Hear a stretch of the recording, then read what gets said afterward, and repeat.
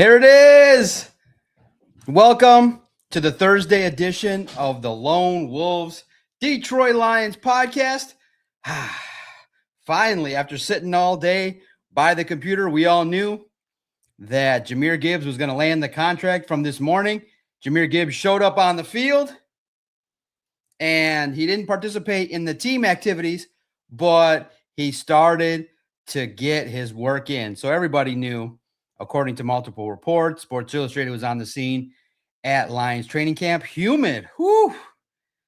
I was in the comfy confines of the air conditioned, and then I went shopping with my daughter a little bit after all the news.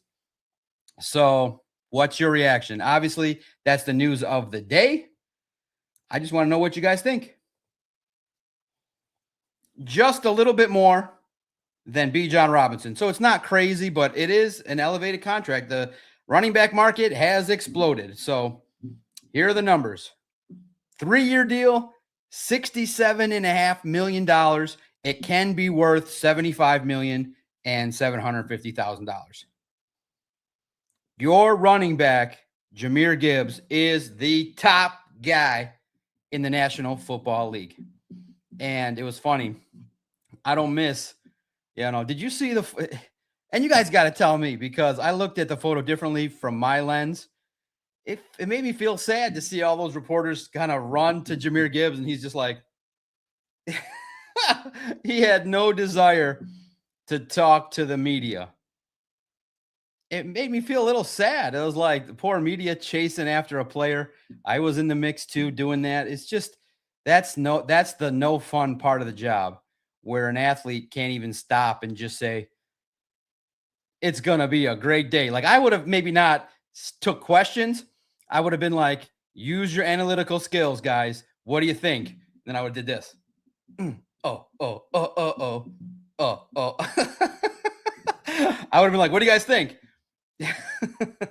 So you think it's good news? And then I would have walked off. I mean, it's sad, but that's what they do. And all the whole media thought that Jahmyr Gibbs was going to talk. Oh, man. All right. Shout out to the early 75 people in here. Make sure you smash the like button. Anakin's in. Bull Bertram is in here. Nick 1589.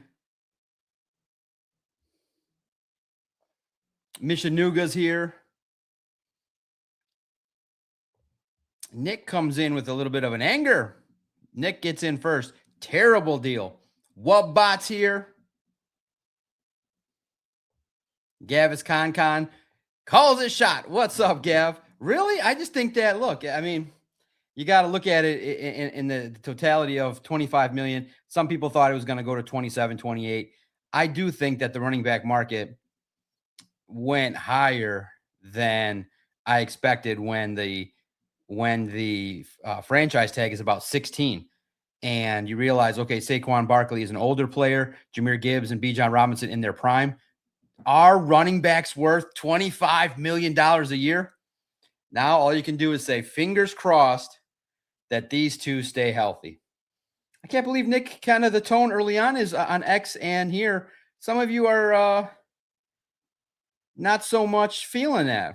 I was kind of in the same boat, feeling that, the contract might not be worth it because of the tools the NFL gives you to keep you could have kept Jahmyr Gibbs without a new contract this year, next year, and the franchise tag in 2028. So, Nick, tell us why you don't like the deal. Anakin, tell us. Obviously, many people are going to support the deal and, say, I'm not being a slappy. Gibbs is a good football player and he deserves his money. It's your chance to weigh in. Second half of the podcast, we'll talk about day 7. Oh my God, humidity. 2.5 hour practice. I probably would have sweat through my shirt had I been there. The good Lord said, no, John, you are retired. You are not sweating.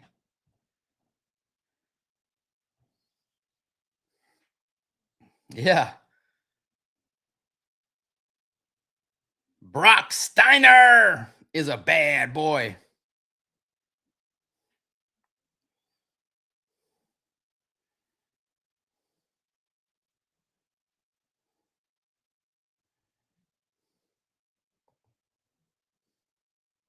Whew, the humidity today was rough. And then players were cramping. A lot of players were out. Look, Jahmyr Gibbs, when you look at it, we all knew once Bijan signed, it was going to happen relatively quickly. It took, 24 hours or so. And the numbers were moving. And it got to that point. Now, some of the fans were a little bit skeptical based on Brad Holmes's body language, but I get it. But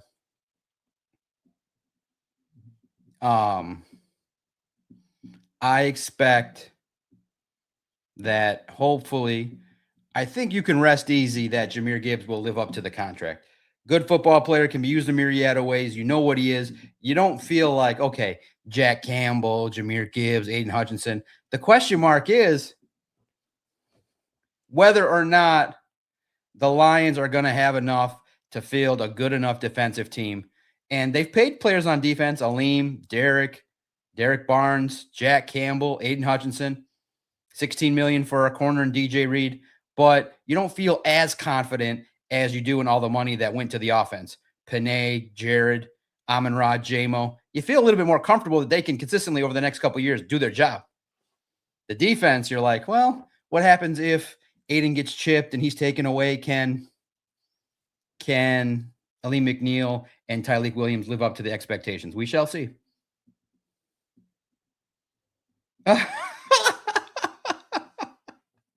Way to go. Listen, you got to each their own. I love it, Anakin. The simple question. It was 525. Where were you when Jahmyr Gibbs became the highest paid? I was in Old Navy, and I knew it was going to happen. So both my phones were dead. I knew it was going to happen. We already had her basically prepared. So 525, just going through looking at clothes. About 535, I call my wife, and she calls, and it's like, I'm like, hey, let me know if Jahmyr Gibbs gets his contract. She's like, he did. I'm like, oh, when? She's like, about 10, 15 minutes ago. I'm like, of course. And now you guys can tag Christian and let him know he dropped the ball. We had it ready. He dropped the ball. So it's crazy to think about that the NFL world was ready. I encourage you, go check out, look, Sports Illustrated was on scene today. Albert Breer kind of gave like a 360-degree view of the Lions, but it's similar coverage to what we have at Lions on SI in regards to the total parts, the offensive line, Jared Goff being underrated. He just gave basically a view to those that don't know the Lions. It's really good. Where were you when Jahmyr Gibbs signed his contract? Now they can just play football. Facts.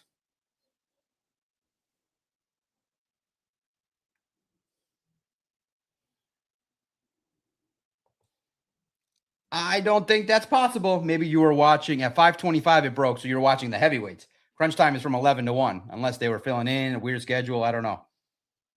You're giving them the wrong show credit. I'll tell Easy. Was it Easy and Spenny? 5 to 7 is Easy and Spenny. I'll tell them, you guys are not even good enough. Nobody knows what show you're on. Crunch time is from 11 to 1, unless they did a schedule thing I didn't know about. That's funny, Edith. Washing dishes. Yeah, I was shopping at Old Navy. Oh, yeah. Shoot, I got to make sure my daughter dropped a quarter in for the bouncy ball. I was got to make sure she has it.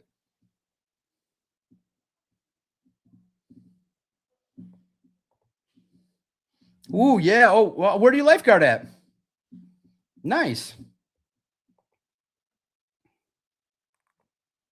Nick has the SOL vibe. I like it. I respect it. Taylor says at the end of the day, it ain't my money. Nick says he's good, but come on, 25 million is insane if and when he gets hurt.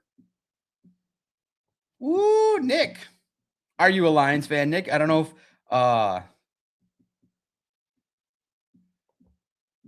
my goodness. What happens now if the Lions finish fourth in the NFC? Brad Holmes gets an extension. I don't know, man. With that easier of a schedule.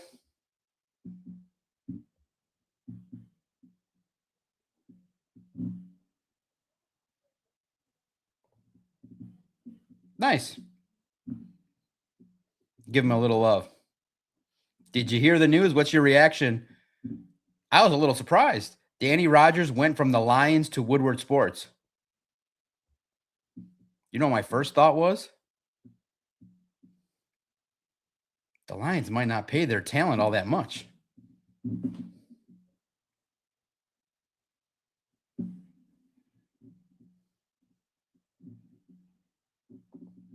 So yeah. You probably heard the early reports that, from 11 to 1, that's when Sports Illustrated and all the national media were like, The Athletic and ESPN were like, it's going to happen today, later on. Basically, they're saying it's getting close. It's hot. That means the Lions don't pay their talent. Woodward pinched Danny Rogers.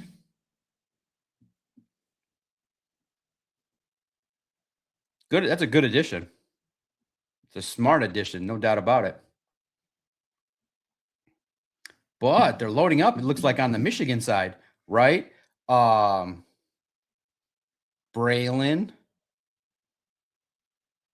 Booner, super Michigan supporter, Danny Rogers.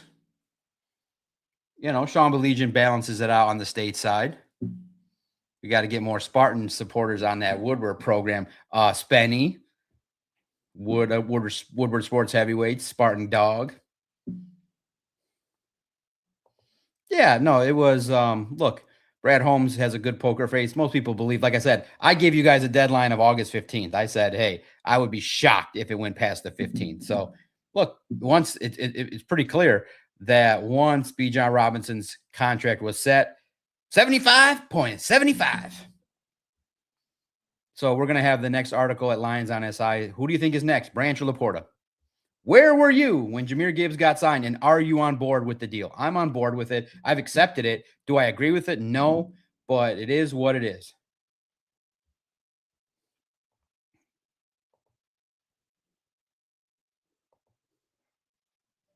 Money's tight. Look, in the next couple of years, a lot of these contracts are going to start to pick up and are going to impact the Lions salary cap. You can only get, so many $25 million a year boosts. It's it. You got your team, and you're going to fill it out with a bunch of 1-year free agents a lot of times.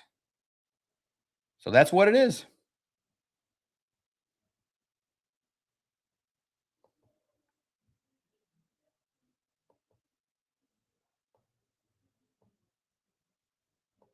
I know. I have family in St. Clair Shores, so that means if I go to Lakefront Park and I get your number, I'm like, hey, I know Anakin. You roll up there, you slide the gate in. They look the other way, or they do the full security press. There is a where the Maloof Pavilion is along the water. We go for events there all the time. Fred Maloof is a relative of my mom's. So that makes me a relative. So we get to go there, and I understand the residence thing. St. Clair Shores, nice town. Jefferson, always nice to go relax. I when you need to clear your head, I like going down 8 Mile Jefferson, drive all the way down by the water, by the rich people's houses, and hang out.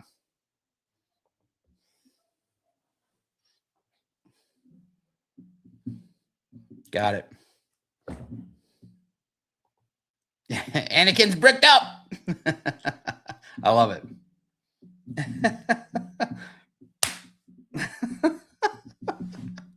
That's cool, man. That's awesome. Wear it proud, brother.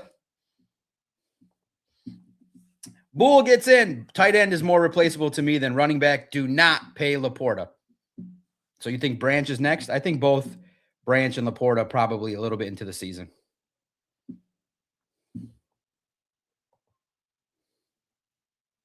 Ooh, Bull gets in with first. Tim Jones says it's all expensive if anyone gets hurt.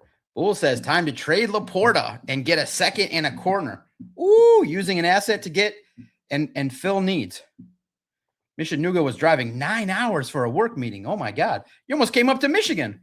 You're 3 hours away. Were you going north or south? 9 hours south from potentially Atlanta is... Nope, you went up, right? You went to what, Ohio? You went to Cincy?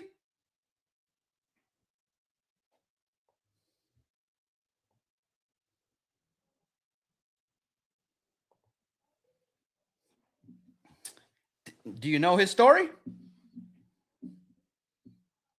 There's a Maloof Jewelers on Jefferson Ave.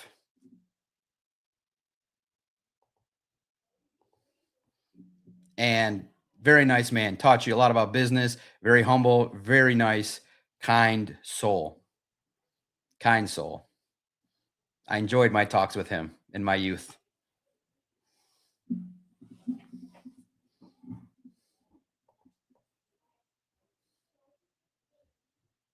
What do you guys think? Where were you when Jahmyr Gibbs got paid? Are you good with it?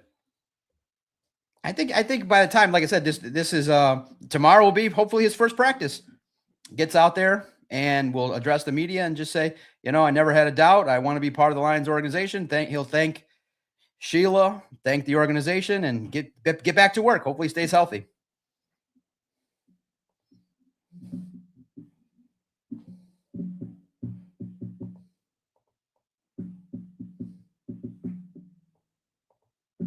Do you guys think that Sam Laporta will be in that $17 to $18 million range? I don't think he gets to 19. He's nowhere close, I don't think, to being the highest paid tight end. Does he get up there in the market? He thinks, and I think too, he got his maybe early sense of what the Lions may be thinking. He said he feels the tight end position is undervalued and underpaid. He told Ian Rappaport that. He didn't say I'm underpaid. He said the position is underpaid. So he might be in that kind of concerning range where he's like, man, I know 15 is good a year, but Jahmyr Gibbs is making 25. So pay attention to that. He did say it. I'll try to find it maybe and play it.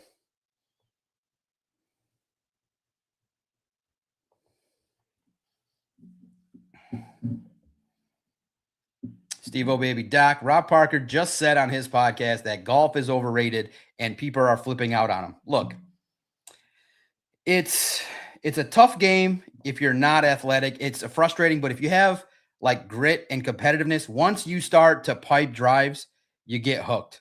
For me, I never got into it in my youth. I thought it was stuffy. I thought it was a tough game. Then I said, okay, let's just do it right. I got with On Sports Illustrated, and the first couple years were very rewarding. So one of the first big purchases I made was I got myself fitted clubs.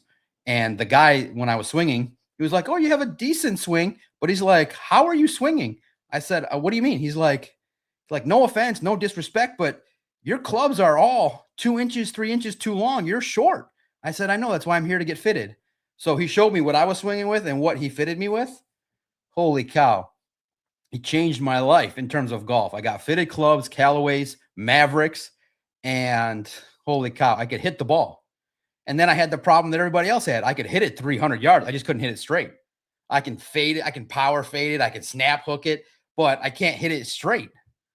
But now I can get around. I can't chip. I can't putt ridiculously well, but I can hit the ball around a way to be able to play golf. So I've had fun the last 2 years. And when you pipe a drive, oh man, it makes the round fun. So look, it's really not the game. It's a people game. I went out with now, given my situation with the Lions, I've been playing 9 holes almost every day or going to the range. I played 9 holes with my nephew. It was awesome. We joked, we laughed. He made fun of me. He said, listen, it's no big deal. It's not your fault. He's like, if you were a big chested lady, you'd have a great career. I said, yeah, thank you.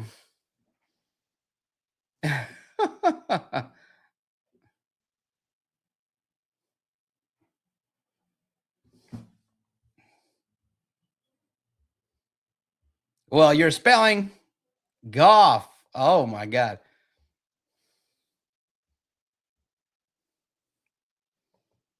So we had fun, man. Golf is a fun game, but golf overrated. Oh my gosh. The theme of all national media that come here, ESPN interviewed golf at the at training camp, and Albert Breer. They all walk away saying Jared Goff is underrated.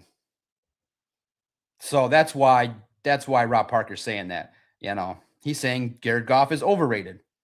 Listen, Rob Parker has a lot of negative things to say about the Lions, but a lot of things he says tend to be accurate. But listen, golf and golf. I love playing golf now. I'm getting better at it. Jared Goff, oh, that's a whole other discussion, man. That's a whole other show. You know, Jared Goff overrated. And Sports Illustrated, Albert Breer says undervalued. So that's what a lot of people think is that, look, you know, he's a good quarterback, but I understand those that say he's got to elevate his game in the playoffs. Good, not elite, but Lions will take good any day of the week. You got to watch your spelling. You put Golf.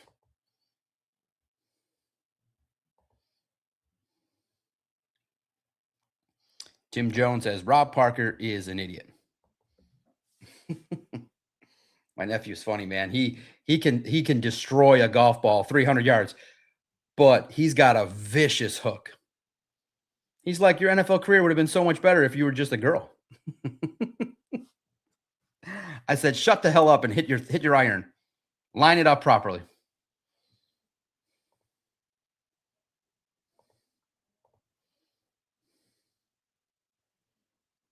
Did you know?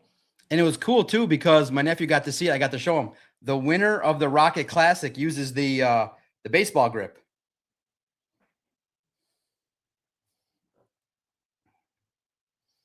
And I said, that's interesting. So I showed him how to do it. He doesn't feel comfortable yet interlocking. I use the interlock. I can interlock the grip. I've watched and yeah, I can crush the ball, but I can't hit it straight. So I figured out kind of a way to fade it into the course by just aiming a little left, and most of the time it's good. But now, like for the first time this year, in 8 years, I never once snap hooked the ball. Never once. It was always a 40-yard slice. This year, I've got a couple snap hooks in there. Whew. Awesome, Tim Jones. That's awesome. International viewer watching you from Panama City, Panama. Hell yeah. Shout out to Tim Jones. Hope to see you more in the comments. Welcome to our community. Love it when people watch from overseas. Thank you so much for watching, man. It means a lot when anybody checks in to an independent podcaster, reporter doing his thing.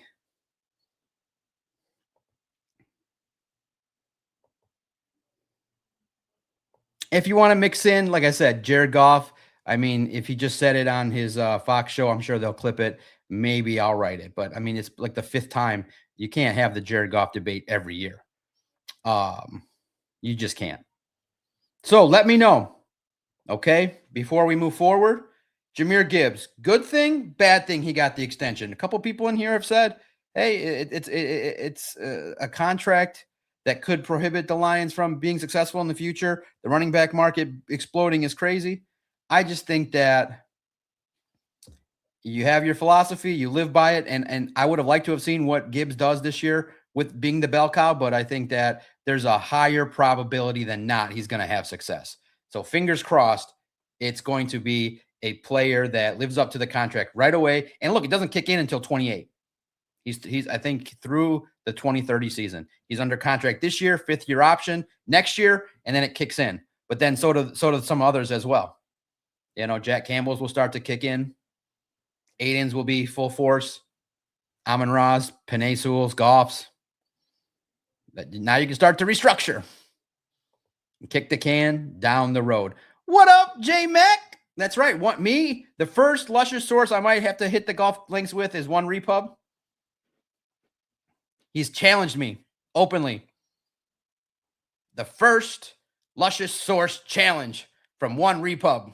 9 holes at the Hampton. Maybe one day. Maybe one day soon. The same time every day.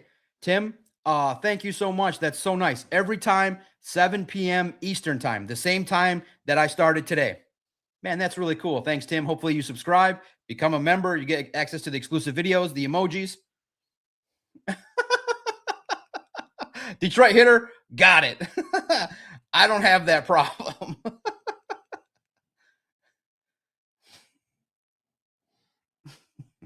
Detroit.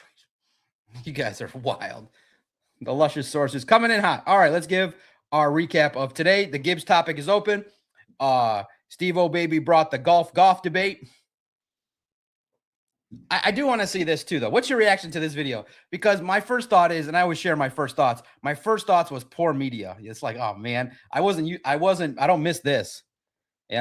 Chasing after athletes that want to run to the locker room. It felt like, oh man, it's so sad. Oh,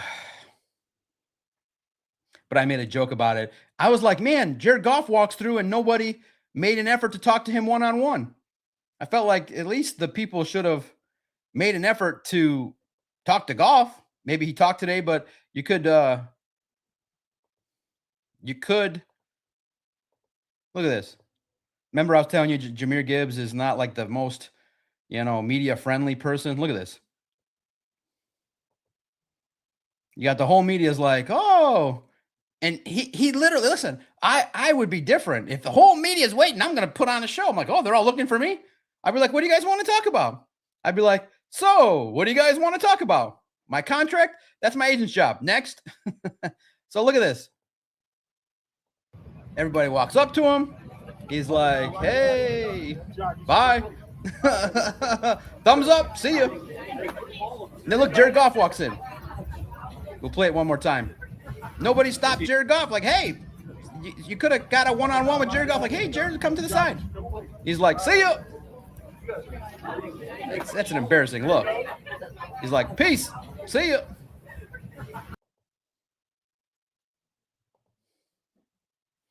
I don't miss those days chasing, man. The chasing was never fun.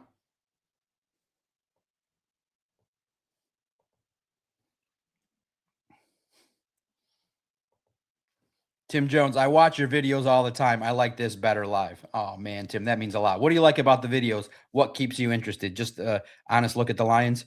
Tim, that's really nice, man. Thank you. That's humbly appreciated, as always. From Panama.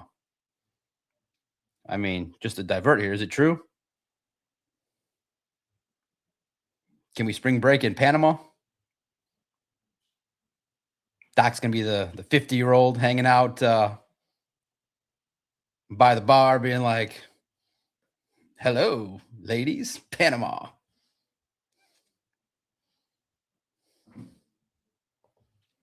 Cake man, free the Doc.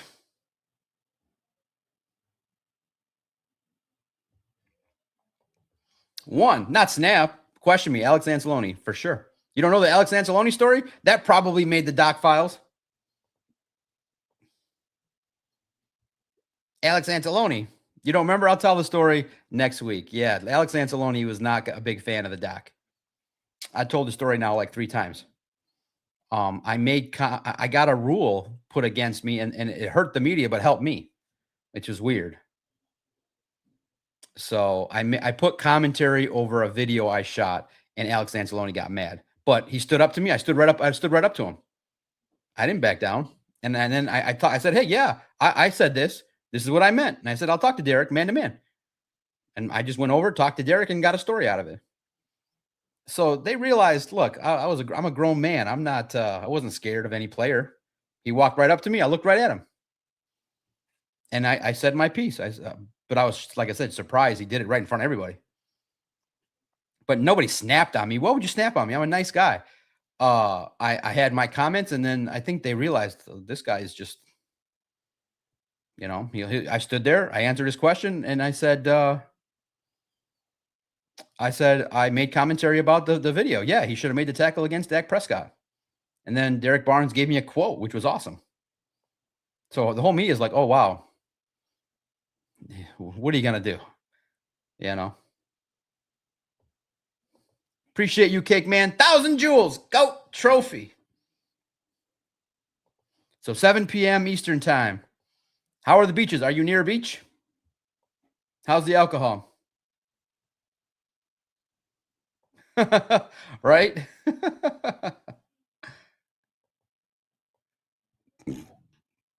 But man, I'm glad. I keep telling you guys, I kind of wish I missed it more.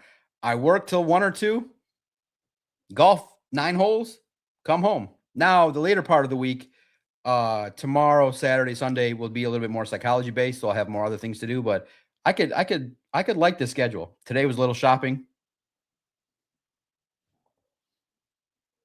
All right. Me and Tim Jones are going to Focus del Toro, Great Party Island.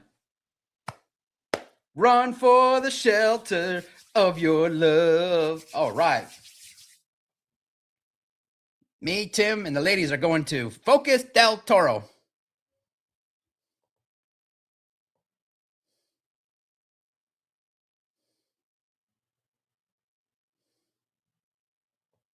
Yeah, I made the comment that Derek should view the tackling dummy as Dak Prescott. And then the Lions saw that and were like, the media is no longer allowed to shoot cell phone video. You have to use a professional camera. I was like, great. I got 40 of them. It's no problem there. So I'm still look at the media now. You guys love videos, and you guys openly say you love videos. And the media is, starting to showcase a little bit, but not the way I did. I showcased a lot.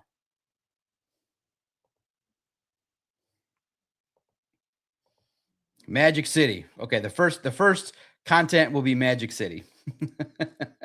All right, we'll take a quick timeout. Jahmyr Gibbs was the first topic of the day, and now we'll go through what happened today at training camp. Humid day. Lions were dealing with cramps. A couple guys out. We'll go through it next in the next 3 minutes here. Thank you for sticking in and paying attention. Smash the like button. Become members. Check out the videos. Thank you so much for watching the videos and engaging in the podcast. That means a lot.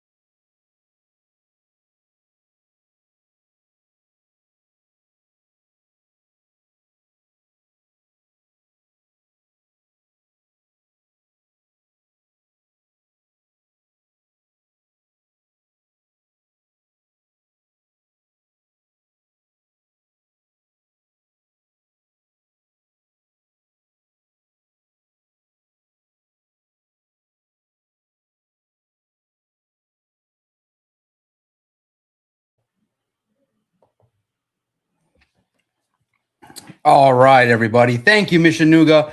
Everybody, make sure we get to at least 50 likes. Let's go. It's Thursday. I get it. Make sure you smash the like button. There should be at least 35 likes. 35 of you on YouTube, 125 on X. Smash the like button for the DOC. I don't do the TikTok lives. Look, man, I could do the doom scrolling and stuff like that. I don't know. I'm on X and YouTube, and I get it, but TikTok, I just feel like I put some clips on there, but I just feel like that's a young man's game. You know what I mean? We'll see.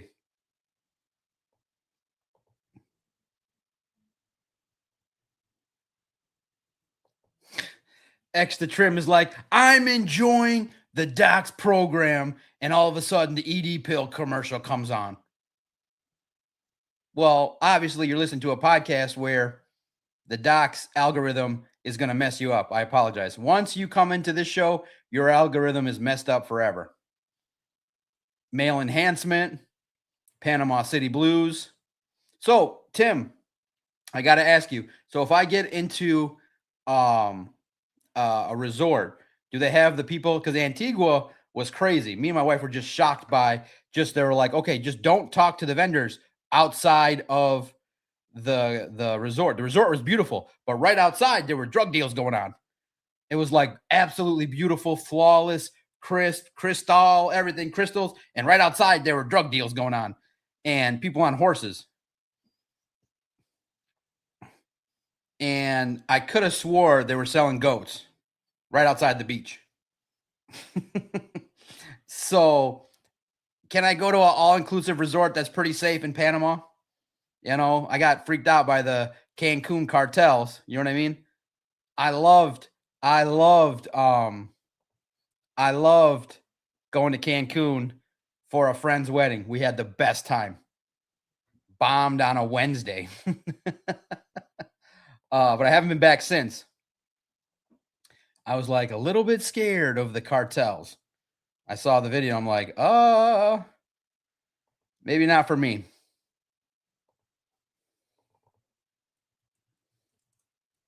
I'm not all for vacations all that much, you know, but I want to take more now. I got more time. Things are going well. I deserve it. All right, let's see what happened today. Today was a humid day. 2 players left, injured. Mekhi Wingo.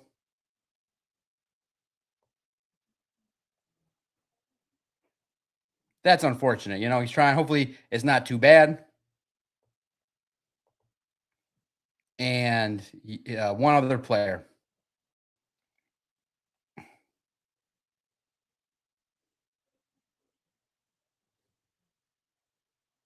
Deshaun Rucker, the cornerback. Mekhi Wingo, groin.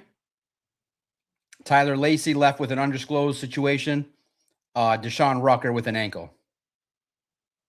It might have been, the reporters are saying maybe Lacey's might have been related to the heat, but Wingo groin evaluation, ankle for Deshaun Rucker.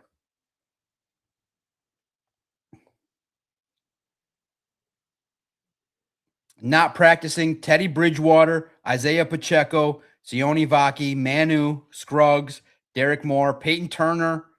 Unfortunately, with that back, Malcolm Rodriguez was not there. Jimmy Rolder, DJ Reed, Kirby Joseph did not practice today. Derek Barnes was limited. Brian Branch was out working with trainers. Jahmyr Gibbs, Tyler Conklin, and Ben Barch all made their appearance, but Gibbs was only through the walkthroughs. Conklin came off the PUP list, but is not doing team drills yet. In replacement, Thomas Gordon and Jackson Meeks were getting a lot of the tight end 3 reps. So the hype might be real, guys. Ahmed Hassanin again gets his name. Ahmed Hassanin is having himself a camp. He is in everybody's notebook all day long. Everybody's using his photo. Everybody's talking about him. And he just has supplanted Peyton Turner. I would just cut Peyton Turner. I mean, what are you really going to get out of him? My stock is sell on Peyton Turner. Buy right now on buy on Ahmed Hassanin. As his dad told you. His dad told you, hey, he's coming. He's ready to go.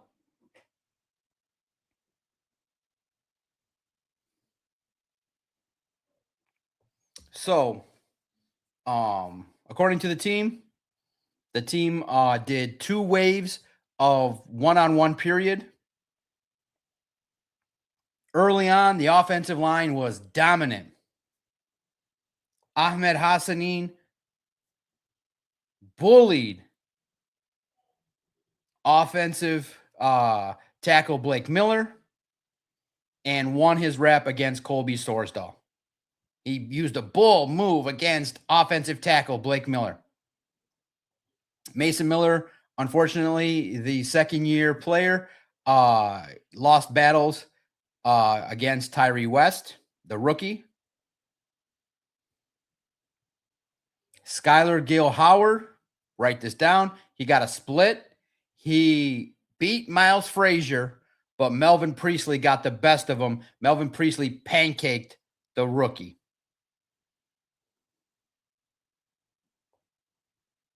So Hassanin wins early, and he wins in the second set. He beat Miles Frazier and Blake Miller. Blake Miller's having nightmares about the Egyptian magician. He's like, what the hell?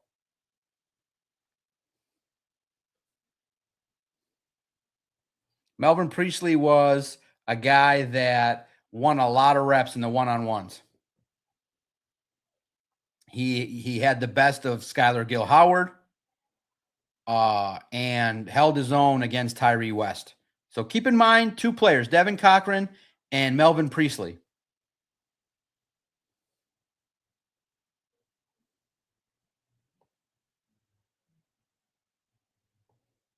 Today was a humid day, so it felt like it was a long 2.5-hour practice. So it went till about 11. So a lot of the players were on like a restricted count. So a lot of young players had a chance today to get their names in the book.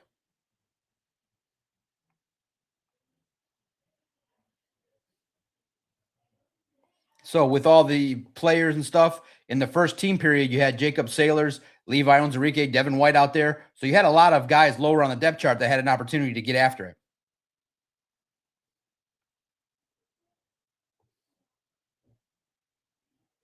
Again, Hassanin would have had 2 sacks in consecutive plays in team periods.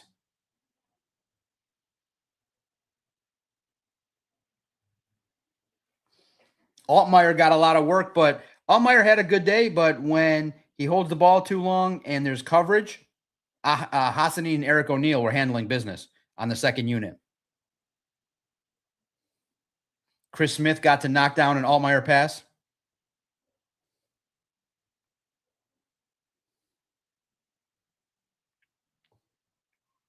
Right now, there is a little bit of a concern. Roger McCreary is having a disappointing overall start to camp, according to multiple reporters.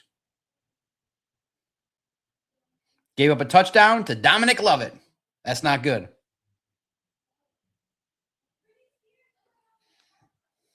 So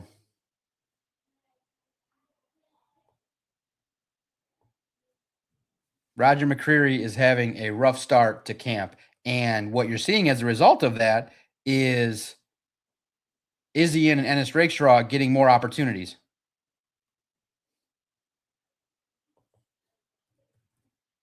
What's your concern level seeing that?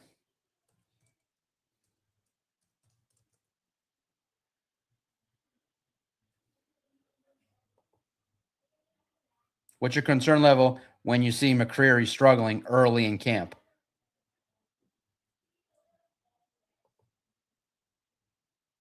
They say Tesla had a better day today, getting into the mix.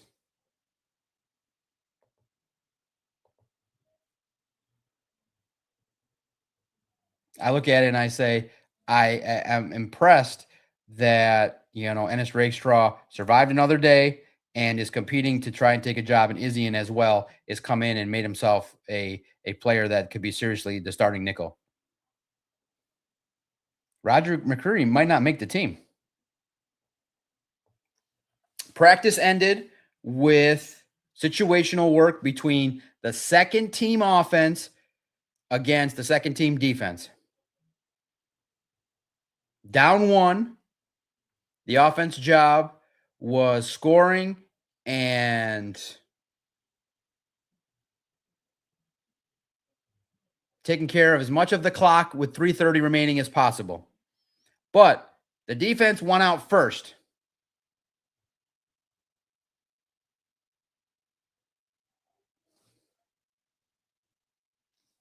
Hassanin broke through for a sack off a stunt on 2nd and 15 and getting to Altmyer.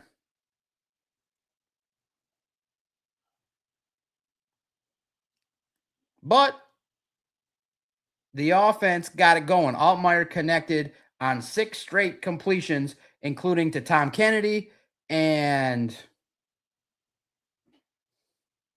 a 18-yard corner route to Gordon. Bates capped the day with a 41-yard game winner.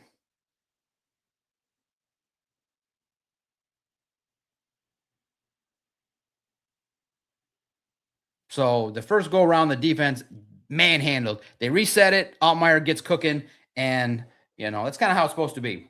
Defense gets after it. Altmyer adjusts, and Bates has the game winner.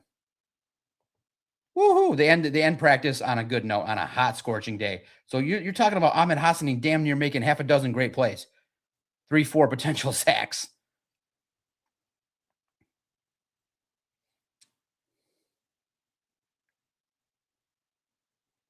Nick Whiteside continues to get work early on.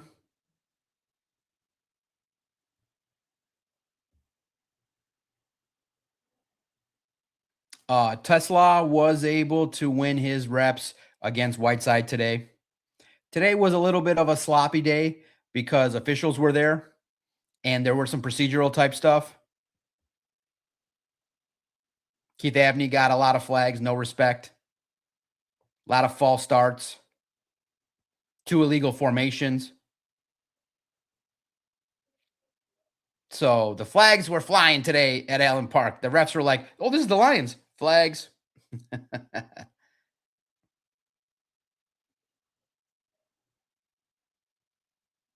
So again, the scenario was down 14-13, about 3.5 minutes left, 2 timeouts for both teams, starting on the Lions 8. The first set was just a butchered offensive set. Defense wins it. They reset, and then Altmyer starts cooking.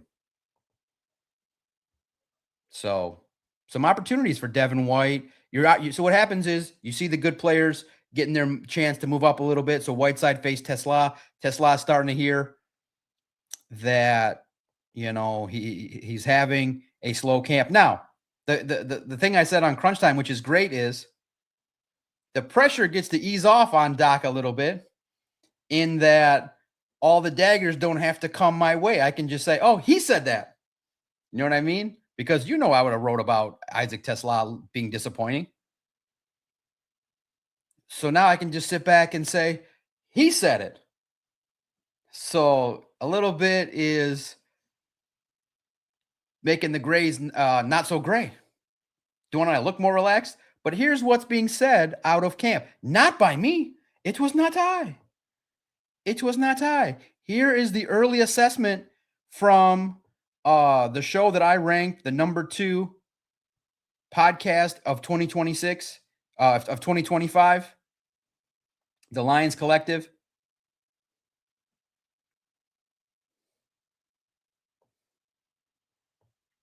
What is your assessment when you hear this?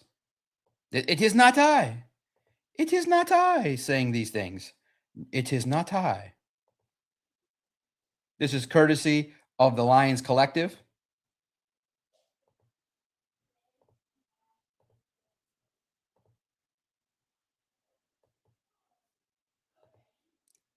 Which airs every Wednesday. Oh no, is the internet not working? Big white screen, huh? Let's see if we reset it this way.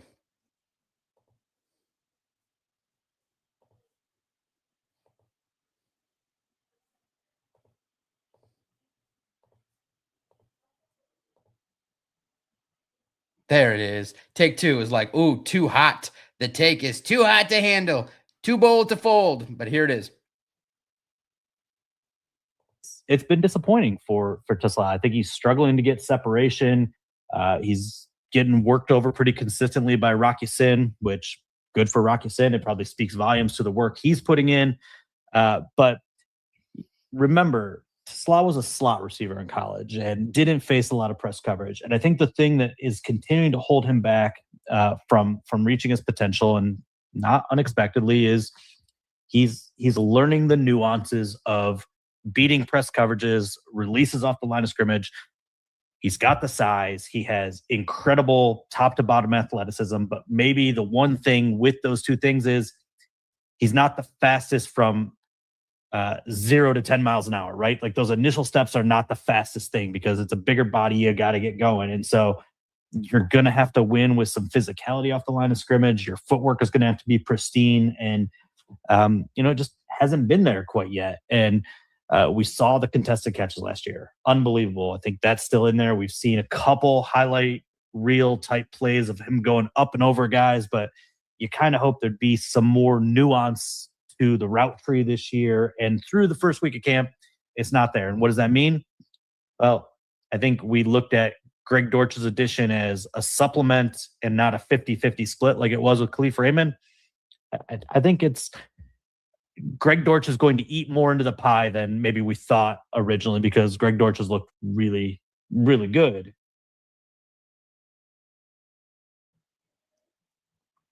What's your take when you see that?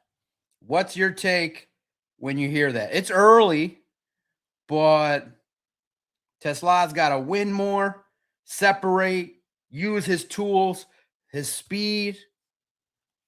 But here's the thing, his size will be able to be used as an advantage against most teams. But we're talking critical moments here. This player's got to step it up. You don't get to live off of hype. It was not I critiquing him. So he had a better day today. Let's see if he continues the progress. So it's something to monitor. My concern level, 6.0.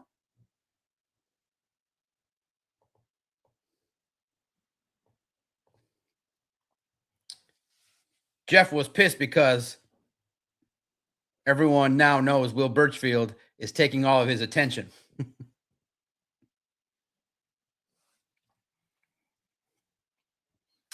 I'll say this. Fox 2 should put Hefe on television. It would translate well.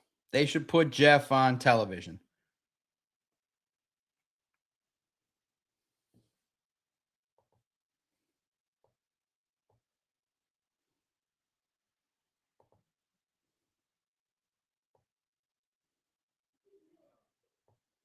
K. Will says, I know preseason games are vanilla offenses and defense, but I remember DC saying winning is still winning. No matter if it's preseason, croquet, badminton, just want to see progress. Yeah, you want to see progress, play well, and you want to see the team do the best that they can.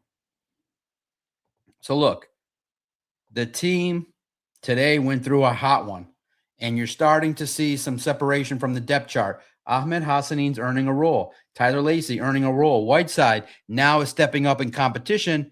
He might fall off. Now it's the critical moments where he's getting beat. Now he's not facing Dortch. He's facing Tesla, JMO. So he steps up in competition.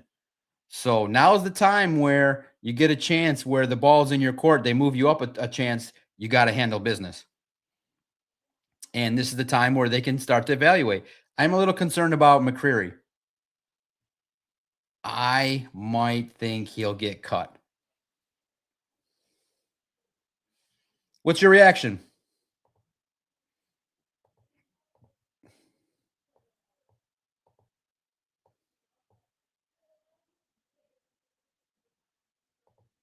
I get it. I think that's fair. His second camp.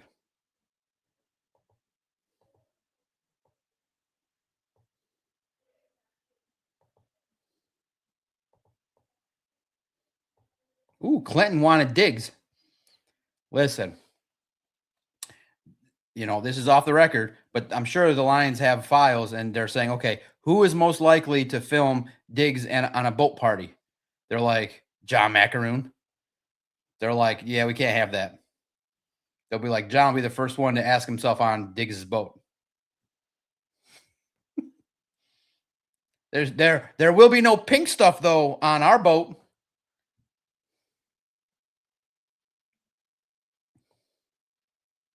Allegedly, supposedly.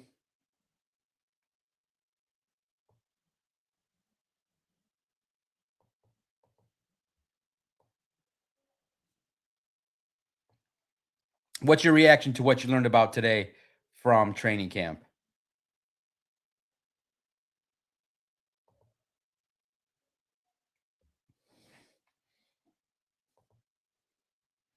A lot of people were excited to see Jahmyr Gibbs out there and excited to see that Ahmed Hassanin is taking advantage of the hype and taking advantage of his opportunities. Jared Goff, you know what? We got to be honest. We haven't talked about it, but Jared Goff was on fire today.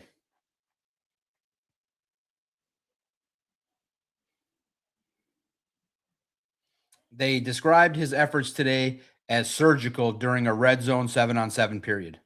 He threw 3 touchdowns, according to the team, with recipients being St. Brown, J-Mo, and Laporta. Goff was cooking today.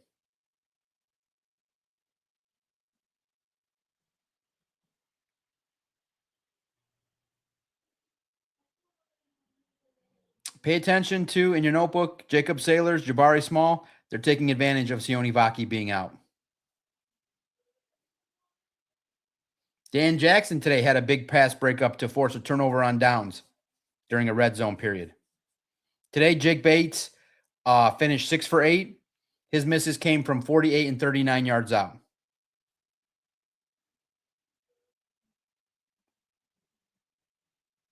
Let me do a piece of business here. And for those of you that say, you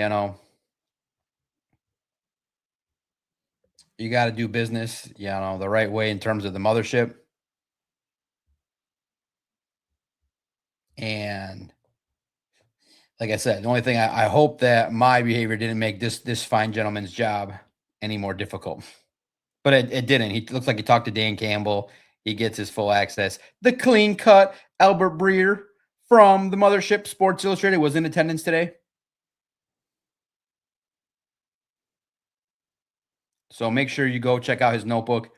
I will say, though, just honestly, self-serving, he does a great job, but it's really for a viewer that's just like a Packers fan that kind of want to looks in on the Lions. It is a 360-degree view of the team, but if you follow us in depthly at Lions on SI, everything he covered, about already. But read it. We covered in depthly. He's coming in for a day or two, and he'll get the access to Dan Campbell and do the interviews and stuff like that. But I will highlight his take because he did have the Jared Goff take. He comes in and he gives the Jahmyr Gibbs recap. It's a 360-degree view of the team, but it's really more for those that aren't hardcore fans. Because you guys, if you read Lions on SI or you read heavily, a lot of the stuff that he said, about already. But this was his bold take. And look, I get it. The funny part is Sports Illustrated has 2 different reporters, and we have 2 different opinions. He's like, I'll stand on a hill saying Jared Goff is wildly underappreciated for what he's done and who he's been in Detroit and LA and the new offense. With Drew Petzing melding a lot of the concepts in place. Should be interesting for him. Goff's shown elite vision, touch, and leadership. He's been demanding of his teammates as he tries to reestablish a standard that may have slipped a bit last year. And to try and get the most from him, I expect Petzing and the coaching staff to do a little more with him off the keeper game, getting back closer to how Ben Johnson deployed him in 23 and 24. He expects Jared Goff to have a big year. What did he say there? He expects that, if Jahmyr Gibbs gets off to a good start with the run game, you can do a lot more play action, explosive plays, disguise, pre-snap motion. Of course. I don't think Jared Goff is wildly underappreciated. I disagree. I think the assessment has been fair. Okay. He's a good quarterback, gets you a lot of wins. Most people have doubts. Can he elevate his game? Because good teams have good defensive ends and good teams have good defenses. And the defenses that are good have good defensive lines that can win a lot of one-on-one battles and put his ass in the ground. So that's all we're concerned about is can Jared Goff be protected enough by an offensive line to let him cook? In this day and age, it's harder to cook because the defensive ends are bigger, stronger, faster, the interior, the linebackers. You got to have the puzzle fit. And we shall see. There's a good chance with the schedule. The Lions have a chance to do some things, but let's see. I think that the only word maybe I would disagree is wildly. He's underappreciated. Okay. But go check it out. Albert Breer was, and I'll say this, Albert Breer has Dan Campbell's number. They text each other.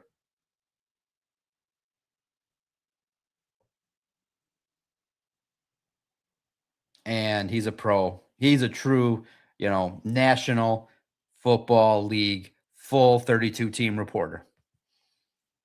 I don't think I want to ever do that. I think I like my local intense coverage of the team here in Detroit, but I can learn a lot from Albert Breer, and I have based on how he writes. So we got 2 more stories coming at Lions on SI. So thank you guys for your support. It's always fun to spend time with the luscious sources. Let me know if you've been enjoying the football talk. Let me know any other way you want me. Like I said, I've been hitting the points of the day, the themes. We're having 6, 7, 8 stories a day. The website's covering everything that you need to know. The podcast lets you vent and talk about things. So, 5 more minutes or so. If there's anything you want to talk about or that you read about or you want to opine or share, now's your time. The Hall of Fame. Oh, the game is the game 8:15? I'm not going to watch it. I'm just not interested. The Hall of Fame game today. That's right. Luscious sources don't play. Mike gets in. Goff must have his offensive line. No doubt about it.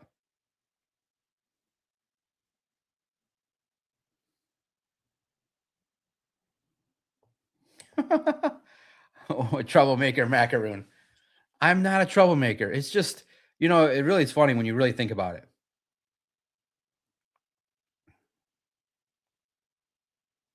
The temperature got the most hot for me in a year where there was expectations and I kept it real. Remember, last year's preseason hype was no worries about John Morton, no worries about a revamped offensive line. The Lions are good. The same thing now. Everything will be all right.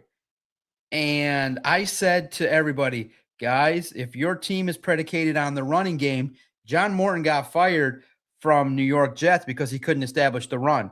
Y'all said in a decade, you don't think he learned something? I said, okay. And then you had the training camp where we started to say, hey, the Lions are not really running the ball that well.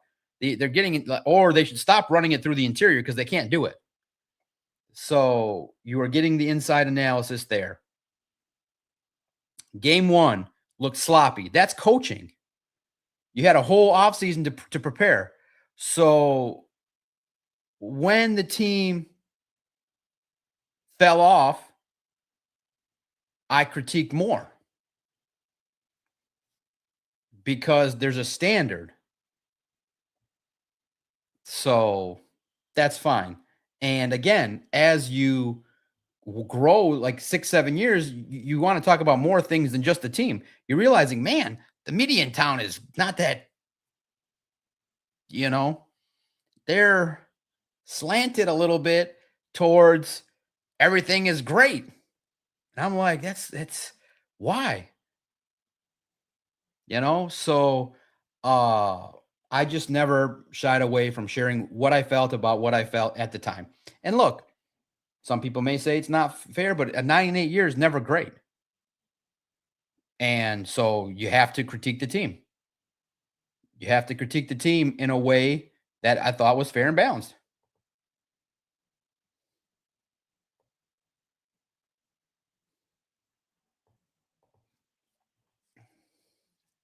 Yeah.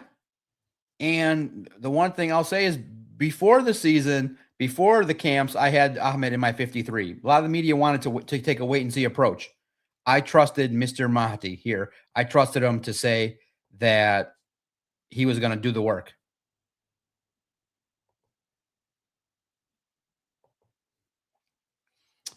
I am worried about Blake Miller, a rookie. You know, opposing defenses are going to test him right away. I think he'll learn, but I want to see where the mistakes, how it impacts the team.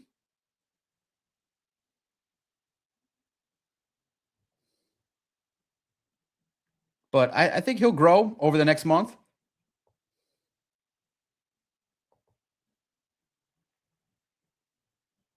Did it mean we make it? The internet spammers want to test the doc today. See, Lions fan Brazil Detroit brings in the emojis. Good to see you. Thank you for checking out the videos. What's up, Doc? What's up, Lions fan Brazil Detroit? If you're a member, you get to smash the emojis. But yeah, no, look. No regrets. It is what it is. I didn't miss today in the humidity. I was in the air conditioning, chilling, and it works for me. 6-1, golf at 2, write a little bit, podcast at 7. That makes for a good day. I can't complain. I feel like I said, I feel great. Ready to go. Ready for the first guys, 1 week away from the first preseason game next Thursday. You know what that means, right? Are you guys ready?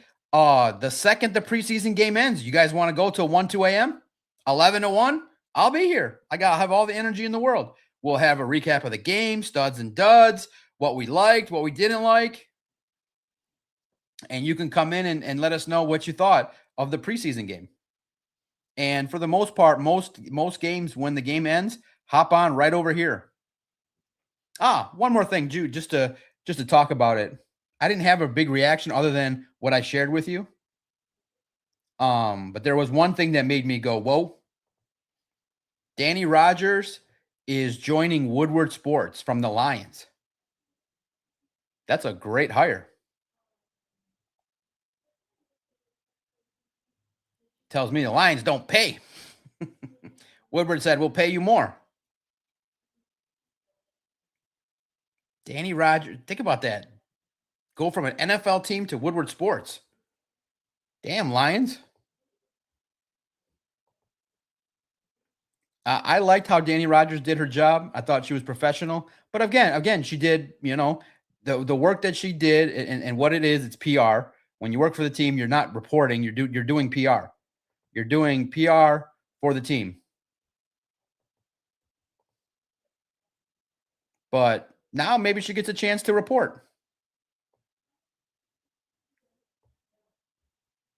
Yeah, but post game, the second the game. Now, 1 or 2 weeks, I have been invited to another post game. So we'll start mine a little bit later, like maybe the Jets game, maybe like an hour after or 2, like we did before, where I would write, get back at 7, and we'd fire it up. But I'm now have the blessing of 4:05 when the game ends. Come here and give me a chance.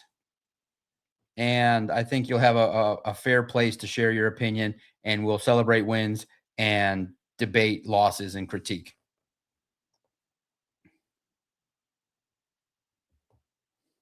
For sure.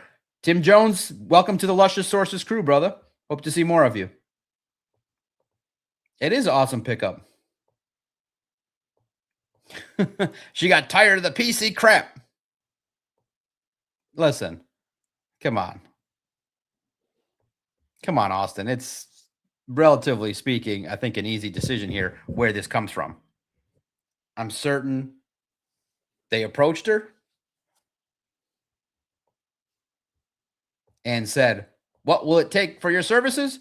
And she probably is making more money now than she made with the Lions.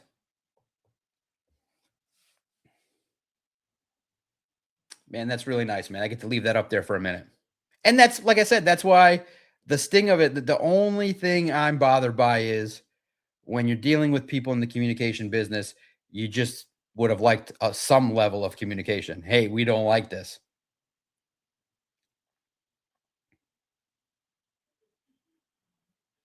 But the real question would have been, would I have cared? The Lions can't handle the real questions from you, the doc. They're threatened by content creators. I respect your content and appreciate you being genuine. And I think those that support understand what it is. It's when you're veering off the Super Bowl path, you make the case. And also, too, the word professionalism has a varying degree of meaning to different people, you know? Like I said, when you're in the mix and you see the media landscape and you see headlines like John Morton is a Timu Ben Johnson, you think that the line is way more liberal than it is. And I have no problem critiquing other media because I'm a media consumer. And a lot of it I don't like. A lot. I honestly, and I'll tell them right to their face. A lot of the media in this town are safe. They are scared to lose their credential, and they ask questions that are weird, and they ask questions that you guys don't really care about. And so the crazy part is I think it's true. I think the media writes for other media. They're like, I want to impress my colleagues. It's like, great. I wanted to impress my colleagues, but I also wanted to give you guys what you wanted. So I had no problem saying that the media in this town, the NFL coverage could be a lot better.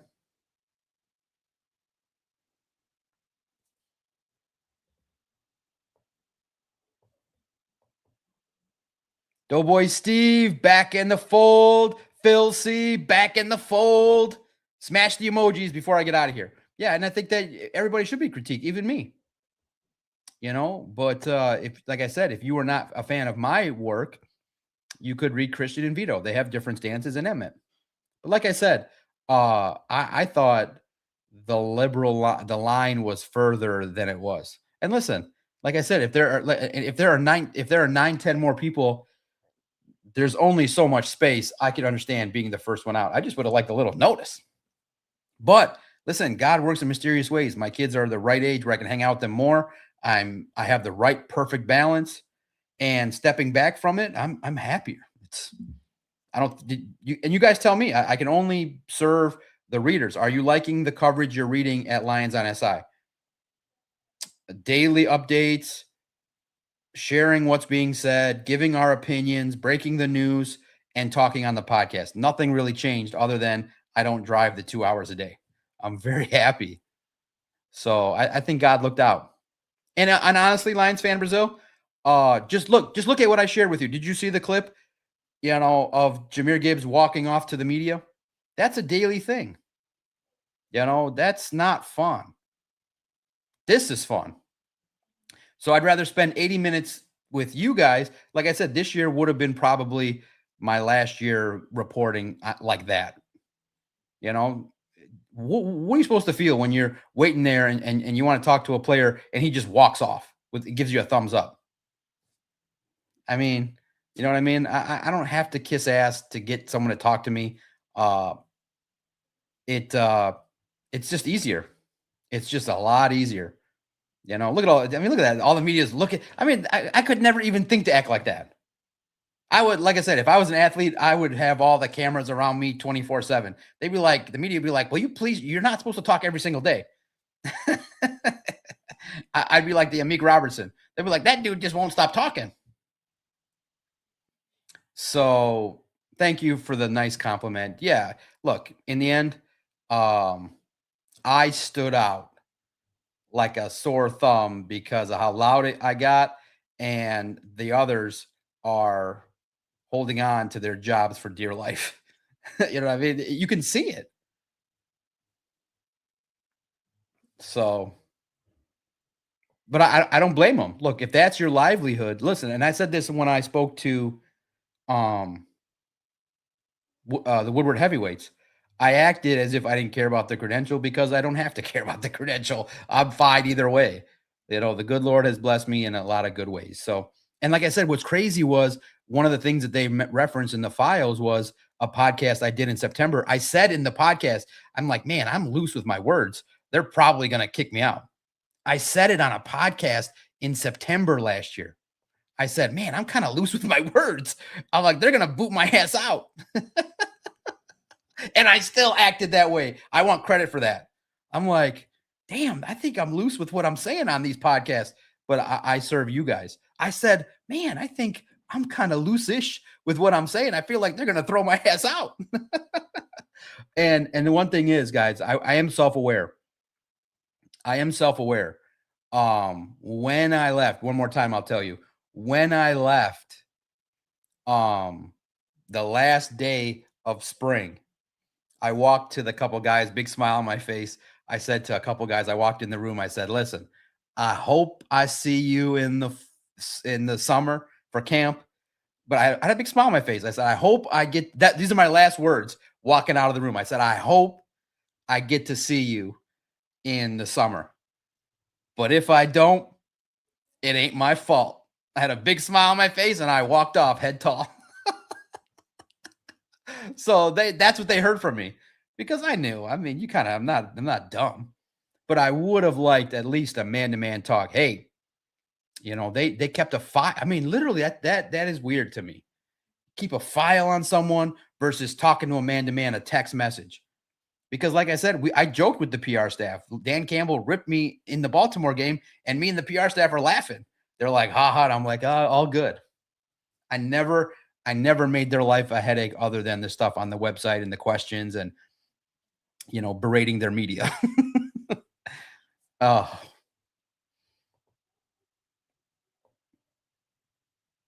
wow. Wow. Teddy Fresh with a $50 super chat. My man, God bless you. I thought the Lions were about grit, but yet they got rid of you, who asked the tough questions. Soft. Doc, they have proven the last 2 seasons they are not going all in to win a chip. So I sold my tickets on the 50 against the Bucks this year. FRAUDS frauds.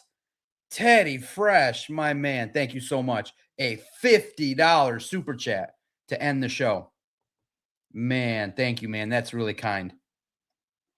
That's right. What am I supposed to do? Not critique a media? And also, too, they things in context. When I put on X, hey, the Lions want people to wear Lion shirts to the media presser. The same guy did the same thing last year. So in my mind, I'm like, what the hell's going on here? My family's like, why don't you lick ass a little more? I'm like, I can't. I'm a grown man. I can't lick ass. I can't do it. My family said, just do it. Play the game. I'm like, I can't do it. Like, the other media are wearing Lions gear in the building. I said, I got no chance. I'm like, I stick out like a sore thumb. I did that. I wore the hats. I did the stuff away from the building. But yeah, no, I'm fine. Like I said, I'm fine. And it's a story to tell. And I'm still on Sports Illustrated. I still get to share my opinion nightly. And the blessing is the kind words you guys have said have like, okay, you didn't throw me out. You didn't dismiss me. So it's fun. Thank you guys. Smash the like button. Teddy Fresh, my man. Make sure you smash the like button. We should be at 75 likes a show. We're around 60, so we're upticking. The shows are going to get fun. I'll say it again. Teddy Fresh 8644 on a Thursday, the best day of the week. That beautiful red color. I thought the Lions were about grit, but yet they got rid of you, who asked the tough questions. That's SOFT, soft. Doc, they have proven the last 2 years they are not about going all in to win a chip. So I sold my tickets on the 50 against the Bucks this year. FRAUDS. Appreciate you, Teddy Fresh. And let's have some great conversations this year. You made me go, whoa. We'll have some good talks, honest talks, real talks. And like I said, the blessing is now the gloves are off. I can say what I need to say. I think the media in town do good work, but they could be better. Ask yourself now, are the questions you're hearing anything relevant? Anything? It's tell us about the injuries. What do you think about Jahmyr Gibbs? What do you think about Ahmed Hassani? Hell, none of them are even funny. They should ask about pre-snap motion. That would be funny. But look, it's a safer world. I get it. But I hope more and more people, at least now here, can be honest and real. And like I said, we're not the tough questions will just be written about. They don't stop. They just show up on SI as burning questions, fact or fiction. They don't stop. Like I said, when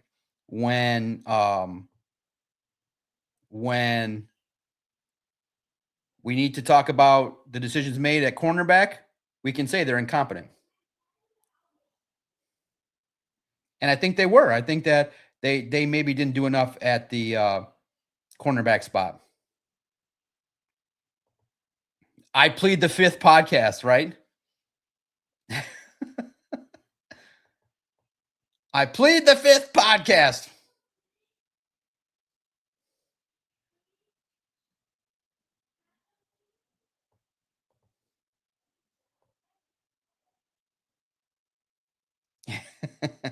Teddy, the luscious sources want to know.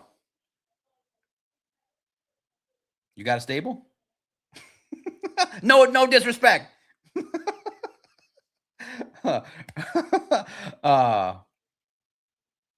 We have fun here. We have fun with our family. Nobody is free from a little questioning. Got some Colombians in your stable? Shenanigans. But Teddy Fresh, I appreciate you and respect you a lot for coming in here. No, man. Teddy Fresh is an ICE agent. He's doing some just preliminary work to make sure I am legal. He found out that the new team president is Lebanese, so he's got to make sure that the Lebanese reporter is not sharing anything. He's actually a Lions spy. He's the guy making the doc files. Teddy is the one that's been reporting on this at Lurkin. He's the one reporting back. He's like, look, we'll grease him up by just giving him some money. It'll loosen his defenses. Here comes more stuff for the doc files. Appreciate you. See, that's all you can do. See, if you can laugh with the luscious sources, don't take offense. We all laugh at each other. Man, you know who can't take a joke? Journalists. Good Lord, they don't even understand the premise of any joke. Journalists cannot take a joke. It's like you fry their brain.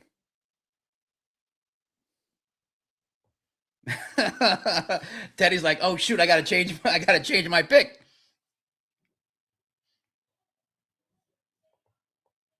He's like, these people think I got a stable.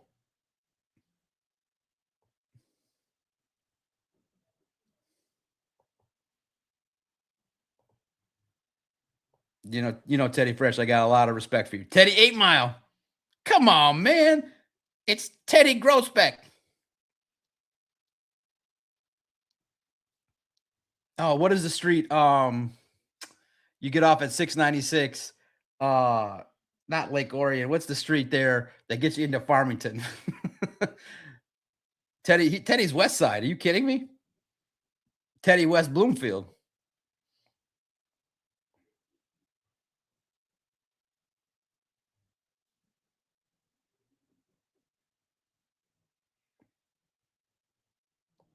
That's right. They don't have luscious sources.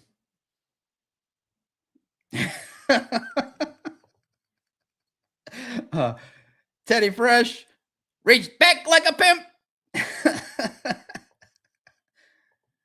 Somebody better get my money.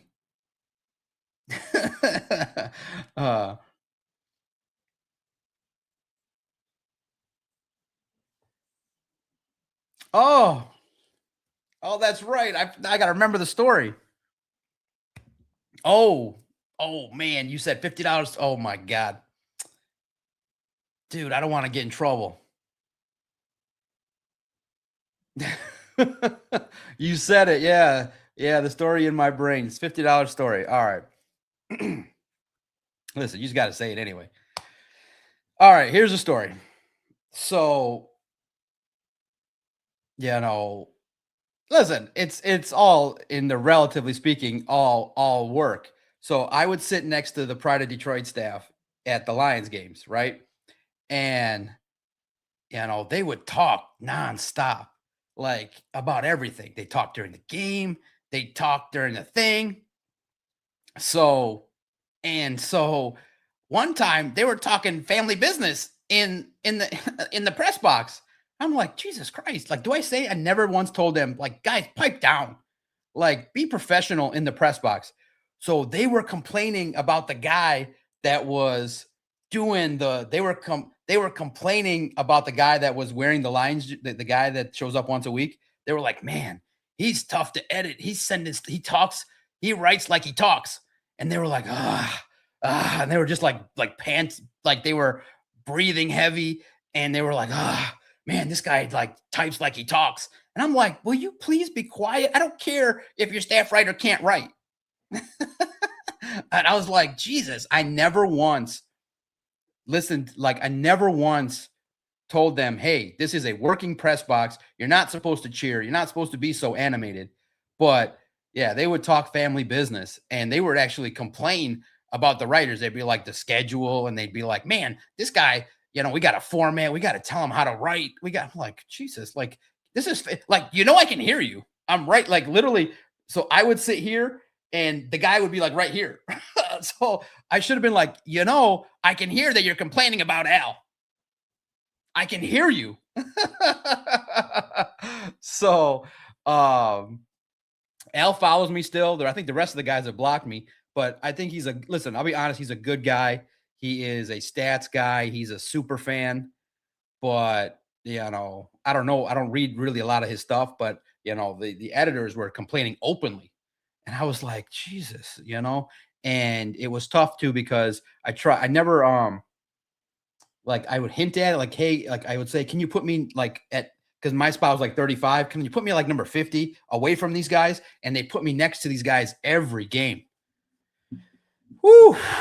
So, I lost out my credential to Al, who wore, listen, you know what, honestly, Al, you're a super fan. I saw how happy you were to get it, to go there. You deserve it, brother. Wear your Lions gear, play it up. I mean, it's not really professional, but play it up. Go do it. Go have fun with it. I've been there, done that. And, but remember, your boys, they talked about you out loud. Out loud. Like, we can hear you. Like, they said, hey, work better. So I'd be like, oh my God. I was like, I can't, like, think about this. I figured like one time I'd be talking and I would make a mistake because those guys would literally not stop talking.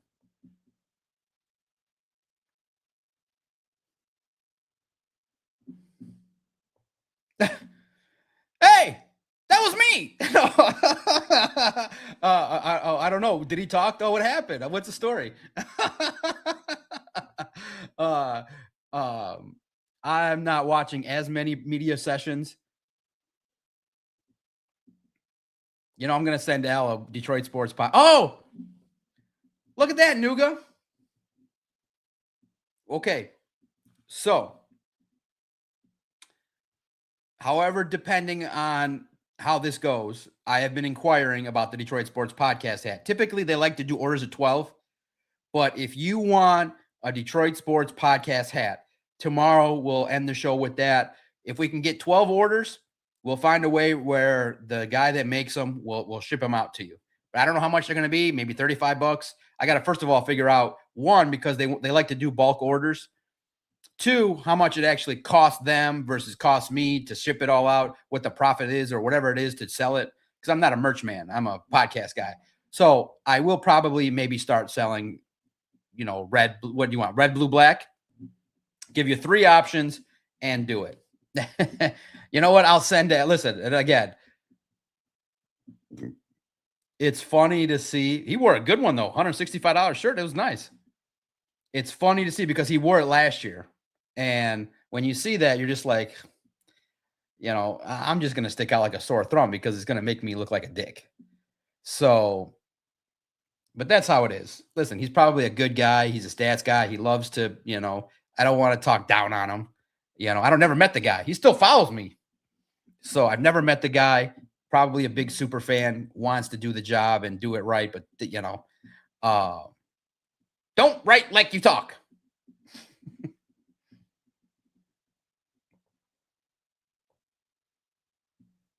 And second of all, man, like I said, they were open. They'd have their computer up. They were just so open about everything.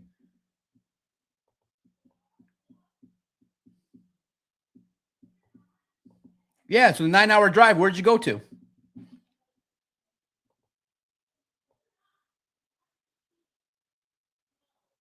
Yeah, like I said, and I said I never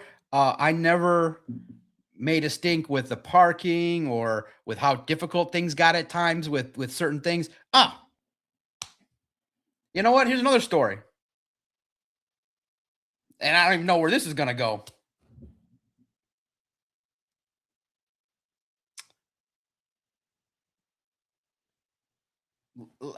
Last year or 2 years ago, it was a game, and all of a sudden, we get an alert on the phone as we're getting to the stadium. You can't park in the stadium. I'm like, why? And you can't park in the place that you normally park. It was a closer parking lot. All right. So, $50. I'm gonna start opening my mouth. So some media members got to park in the Tigers lot. I was not afforded that opportunity. Now I was aware of it. Okay. The beat writer. And how do I know? Because all these guys take pictures. So they always put me in the B section of parking. No problem. I got it. No problem. Guy like me talks a lot of shit. You're not going to give him prime parking. But I did ask a beat writer. I'm like, hey, should I ask for better parking? Like the Tigers lot, but I had an advantage in that I know some of the parking lot owners. So in the wintertime, I would not park in the free lot. I just park right across the street at Ford Field. I have access to parking lots right there on Brush Street.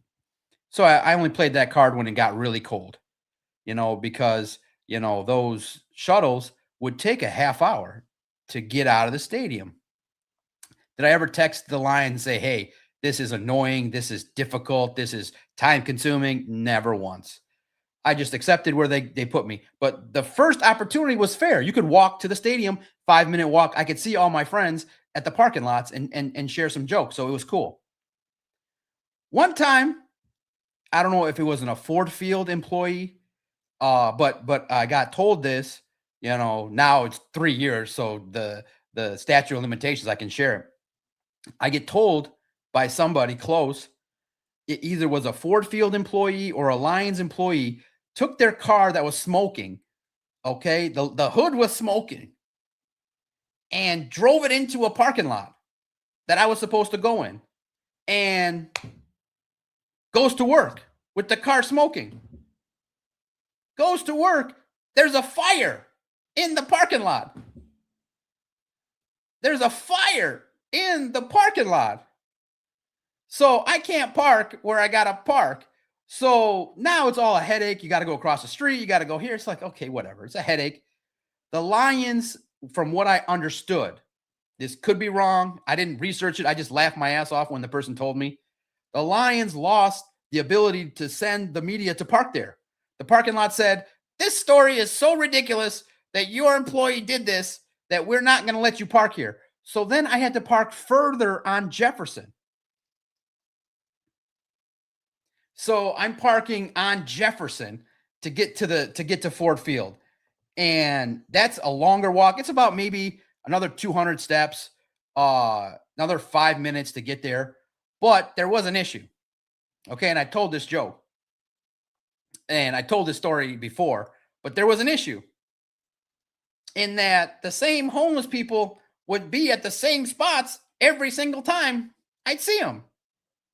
Be like, "What up? What up?" You know,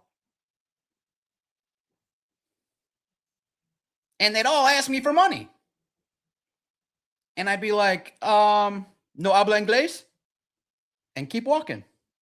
They'd be like, "I know you speak English," and I'd be like, "No habla inglés, motherfucker," and I kept it moving.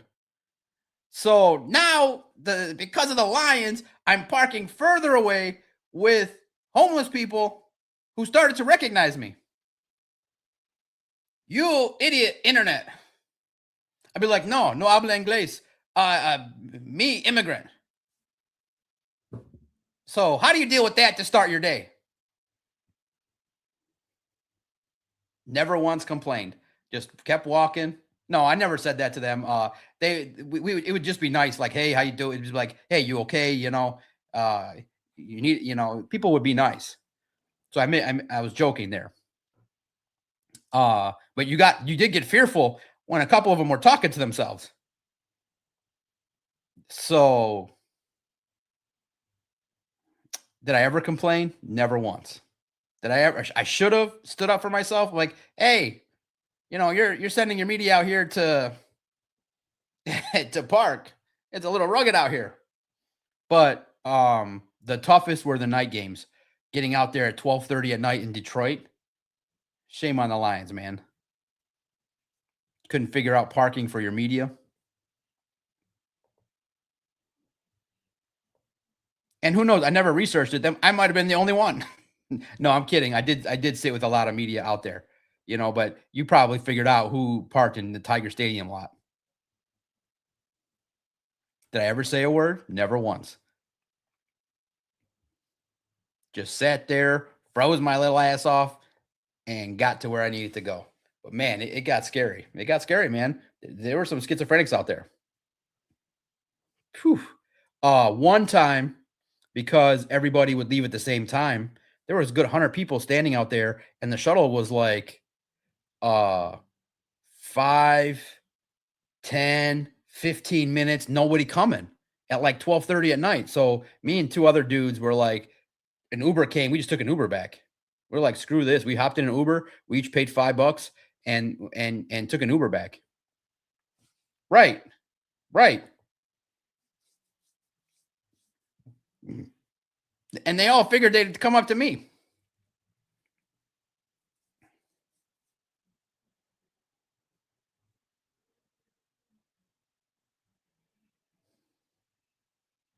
So that was it. The midnight rides home were crazy. So I figured out a way to get out as fast as possible, to write, get stuff done, and to get to the shuttle. Should I have been a diva and say, hey, you got other media in here every day, you're letting them park in the Tigers lot? What about me? What about I? What do I need to do? Do I need to wear a Lions jersey for you to let me park closer? I know those are the traveling guys. Listen, I'm scared of planes and I want to stay home with my family. But, I did ask free press columnists, I'm like, should I say something? Like, I feel like, I'm there every day and I'm writing nonstop. Should I just like ask to see? I said, yes. What I'm not, I said, I'm not causing no headache.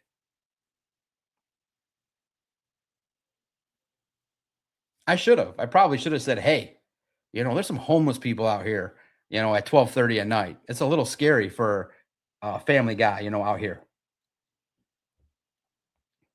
You know what they would have did? They would have been like, no parking for you. Figure it out. This year's parking would have been, listen, you are gonna park on the new bridge and get here. They'll be like, no, you don't get a parking lot.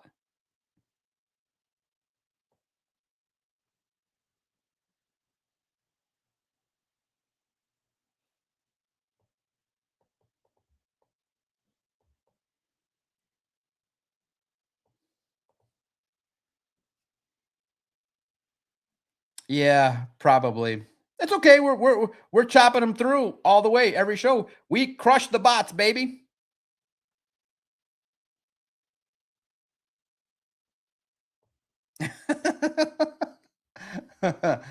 No, all right.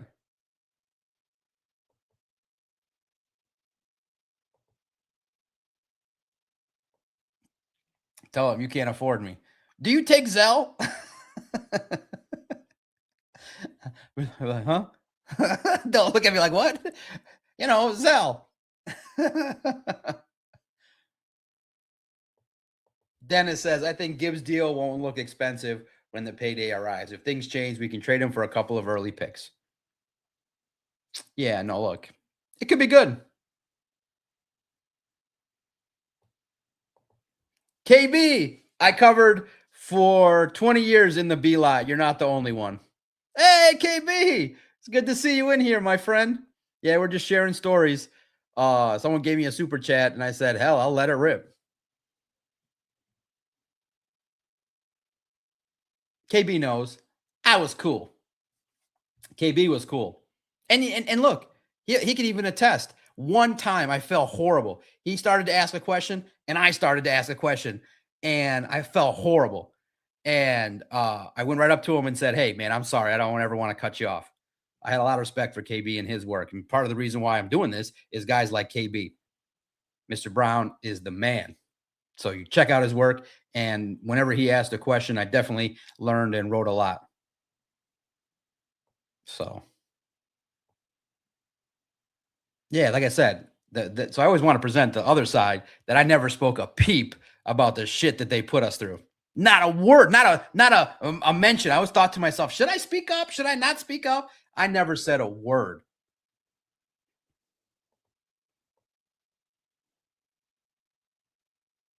And also, too, if a hooker comes up to you, hell, you get a little attention. KB, God bless you, brother. Keep doing your thing. Tell the next hooker who approaches you they can't afford you. The reaction is priceless. Listen, man, you just try to get to your car. Like, you always think of worst case scenario and you just think like, okay, I don't want nothing dangerous to happen. I just want to get to my car and go home. But when you're trying to go home at 12:45 at night, it's freezing and you're in a shuttle and the shuttle's taking like they should be four shuttles and there's two. And I always, for the most part, let the workers go in front of me because I had the gear on and everything and the hat, so I was pretty comfortable, but it's still cold. I always let the workers get on first and sit there and wait. Just one time in 8 years, I just took an Uber. I said, I can't wait here.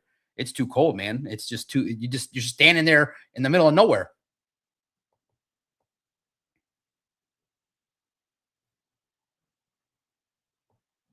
Oh, sure. Sure. No, obviously it was a simple what happened? Okay, they understood. I told them exactly my side and they said, "Listen, you can cover the team just fine. You're nobody's going to know the team better than you." They said, "Listen." They said, you don't got to really play up the loss all that much." I'm like, they are fair. They're like, listen, if you're doing it for attention or whatever you're doing it for, it's like, look at it from our side. And I said, of course. I said it's gonna stop. It's not something. I make my point. And I kept it moving. It's not a bit to complain. It's this is what happened. This is why I think my side is this way, and you keep it moving. And they fully support me because I've been a regular guy. And listen too, the crazy part is they employed me when I was doing that. That's why they employed me. That's the crazy part is really in the end, it's not the whole story. The whole story is how the hell did I get a credential in the first place? That's why I celebrated it. Who the hell credentials a loudmouth guy like me who came in with the notion of I'm just gonna say whatever I think when I think it. That's what the Detroit Sports that's what the podcast page is. That's what it was in 2013, 14. Dude, we were screaming about Jim Caldwell. We've been unprofessional acting or so since 2013. So to get the credential was crazy enough as it is. I think that's why I kind of cherished it, to be like, wow, they actually are, so I did play the game for the most part, you know, but you can't, you are who you are. And it was cool. So that's what it was. Story. Hopefully you like the. Hopefully you like the stories. Hopefully you're. You paid for it, and I appreciate it, Teddy Fresh. You're right. You guys remembered story time for $50, but that's they didn't like your notebook, right? Yeah, no, of course. They've been cool. Listen, they're probably right now behind my back going, okay, can we get Danny Rogers to write? Listen, I'm well aware. If Danny Rogers, listen, Danny, if you don't write, don't tell anybody that you can write. Because if she can write, I'll be out the door. uh, because they'll be like, well, she could probably get the players. It'd probably be a little nicer. And the other boss it was different. We have a little bit of a transition now with management, and so the first guy brought me is not there anymore. So it's a little different for me. The first guy that brought me stood up for me. So it's like your coach getting fired. So that sucked. But yeah, they've had my back for 8 years. When I say they're the greatest sports partner, they understood. So they're very cool. And look, I produce. So listen, I'm not going to tell you I'm talented. Okay. I'm going to be straight with you. I'm not going to tell you I'm the best writer. I'm not going to tell you I'm the best podcaster. All right. But I worked my ass off. And the one thing I know I did, I made that company money. All right. And that's what I knew to say, hey, if you make your company money, they'll look the other way. And in the end, they rewarded me. They gave my family in the last 8 years a chance to say, this is not how media get treated. They treated me way better. They paid, they paid us handsomely, and they took care of me, Christian, Vito, and Emmett for the last 8 years. They take care of us. And it's very fair. Creative freedom, insightful analytics, good debates, good discussions on things. But in the end, the bottom line was I just wanted control. Just let me write what I want to write about. Let me podcast. Let me say what I want to say. And it got me this far. Like I said, I was not unaware that this could happen. I said it in September. I said, I'm talking a lot of shit. I'm like, man, I'm talking a lot of shit, but I love it. That's where, you go to, you have friends, you go to, places, that's how some people are. Listen, I am just a free bird, not needing to be contained by a media credential. I wasn't going to be defined by that. And remember too, guys, the media reporter credential is not the end all be all. Remember, Stephen A. Smith did that, then hopped up to columnist. The next step is to move up to a different thing. All those reporters, if their newspaper said, hey, you'll be a columnist, they will stop going there. Okay. The credentialed media reporter is a hop off job. You learn, you do it, you move up to columnist, or you start your own show and grow your own thing. It's entry level. That's what it is. And some people do it for a long time and move up the ranks to be the best at that spot. But the goal is to move up. And the media reporter is like level 2, 3, columnist level 4, successful show host 5, television personality is probably the top of the line because you get paid the most. Now, here's another story. Jerry Jones treats the media better than the Lions did. Jerry Jones built a palace for the media. Jerry Jones has kegs in the media room. So I went there to see it because everyone was like, you got to see Dallas Stadium once. The reason why they don't want you to see it is because they're embarrassed what the Lions were doing. Free beer. Jerry Jones made the Lions look like White Castle. But that's Jerry Jones. That's something completely different. I don't think anybody's going to want to compete with that. Marble, 10 TVs, candy stations, 2 premier meals. You ate like you felt like a king eating at the Jerry World.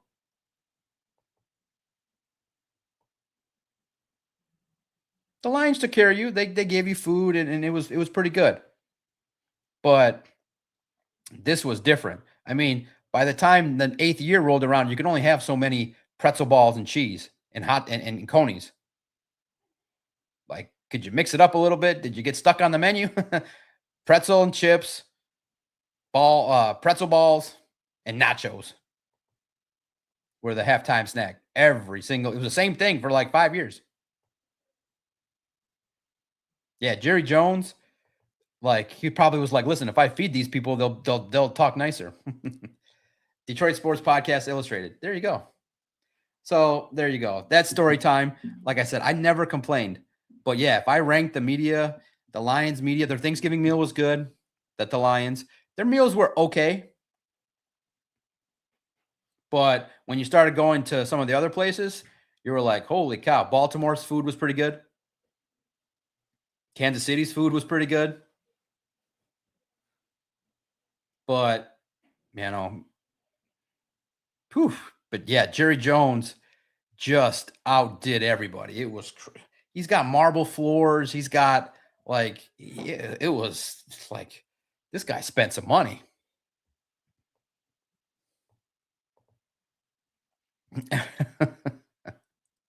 All right. I'm the Doc, John McAroon. I represent the Detroit Sports Podcast. Thanks for listening in. Thank you for the super chats. Thank you. You guys wanted story time, but I'm running out. I think those are the biggest ones, So give me the super chats. You go right to the front of the line. Hopefully, like I said, you just share it and keep it moving. No judgment. It's just what it was. I don't think many people are going to rate the Lions media spread as top 5 in their bracket, maybe top 10. I would say top 10 because I only went to like 10. So I'd give the Lions 6 or 7. They were good. They were fair. It wasn't as, expansive as Jerry Jones. So that's what it was. It was cool. It was fun. And like I said, yeah, I stayed on a little bit. And now it's Thursday night, my favorite night. What am I going to do? What should I do tonight? What are you guys going to do tonight? Tomorrow, one more day of practice. I think then Saturday's an off day and then Sunday back on, I think, or it's one of the others. It's one day off, one day on the weekend. So they're grinding, but today was hot. So maybe I would expect maybe just a little bit less intensity tomorrow, but they'll still go after it. Have a gin and have a great night too. Raid the pool. Yeah. Like I said, first of all, as I always say, you tell stories, everything has its ups and downs. The Lions credentialing me allowed me to branch up and do the things I do. Without it, you don't learn to be a reporter. So I always thank them. But yeah, the rules and the treatment and the comparisons, you just go, I might not be long for this style of NFL work. And it actually is just like a mutual thing. I don't think I would have stayed in that too. I want to do more. Like, I don't want to just ask tough questions to Dan Campbell and piss him off and then have the players walk away from me and be disrespectful. I don't want that. I learned what I needed to learn and you move up. Now I want to do this YouTube show. I want to keep writing, take the website to continue to have success, talk about the team. And really in the end, it's about hanging out with you guys, creating the best YouTube show possible, growing an audience, keeping the Lions on SI site running as good as possible, creating the content. And that's the best I can do. And having some fun with it. That's the name of the game. I always had fun. I never, all those things I complain about, I just looked at it like, well, I don't, and also too, on Sports Illustrated allowed me not to travel. Like I didn't do the job the way in which beat writers do the job. I didn't go sometimes on Monday. I didn't go sometimes on Friday. I made my own schedule. I traveled to, one game a year on the road. I made my own schedule. It was amazing. So for that trade-off, I'll take it all day long to not be able to park close or to freeze a little bit, to talk to the schizophrenics or to go to a parking lot that caught on fire. The beat writer. Listen, and that's the thing. The beat writer is important. They're where the Lions are, they are. But I realized I don't want that schedule. I don't want to do it that way. This schedule is crazy. So when I started noticing that Friday the players didn't want to talk, I stopped going. Like they don't want to talk to us. That was what happened today with Jahmyr Gibbs. That happened every Friday. The players were like, "I'm out. I want to go home." because they get out at 1:30. They want to go home. They don't want to sit there and talk to the media. So you'd walk in there, there'd be a special teamer. You're like, 45 more minutes of this? See ya. So I said, this isn't for an hour drive. I stopped going on Fridays. The players didn't want to talk, so I didn't want to be there. So I did the things that made it easier for me to make the job as fun as possible. And I think this is way better. I'm sitting here thinking to myself, should I miss it more? I don't miss it. I don't miss it. You know, my time is valuable, and I'm still covering the team. So, and like I said, if On Sports Illustrated said, "Hey, we need a new partner, or we're going to go in a different direction," no problem. I have other people that message me pretty regularly. Weed break. All right, here we go. Thank you for the 2-hour time. It goes by fast, and thank you for the extra half hour of just chit chatting a little bit about reporting and what it's like. And thank you for being interested. Make sure you smash the like button. And again, we'll talk about the team and anything else you want to talk about. And the stories are fun to look back at and to realize, man, you know, it's not a real easy gig, but you can make it fun the way in which you do it. But again, the blessing is that you guys can realize that you know, you go from intern to beat writer to columnist to, you know, television reporter or whatever you want to do, or sports director. There's you don't have to be stuck at that spot. And I think this is great. I'm trying to figure out what else I can do, and that'll be a fun challenge throughout the week. So stay classy, luscious, luscious sources. And yeah, but if you want a credential, it's real simple. Don't act like how I act. Obviously, clearly, you got to be a little bit more buttoned up and a little bit, a little bit more. Hey, Dan, how great is it that Nick Whiteside has taken advantage of his opportunity? Thoughts?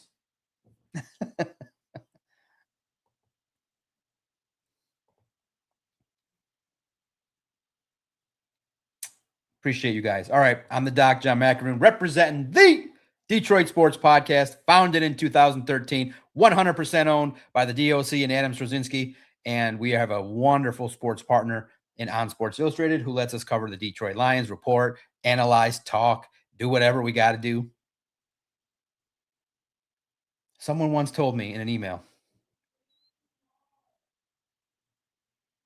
John must realize he is not writing for a local blog anymore. He's writing for On Sports Illustrated. He must consider greatly what his topics are.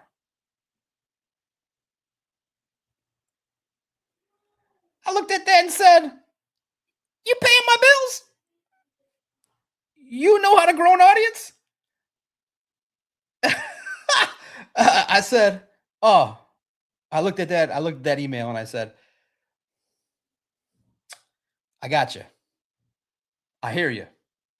I will think before I write a topic. And then I went with my gut instinct, which was, is this interesting to me? Yeah, write it. And from then on there, the rest is history. So that was funny. We believe that the editorial choices of that guy might not be great. Yeah.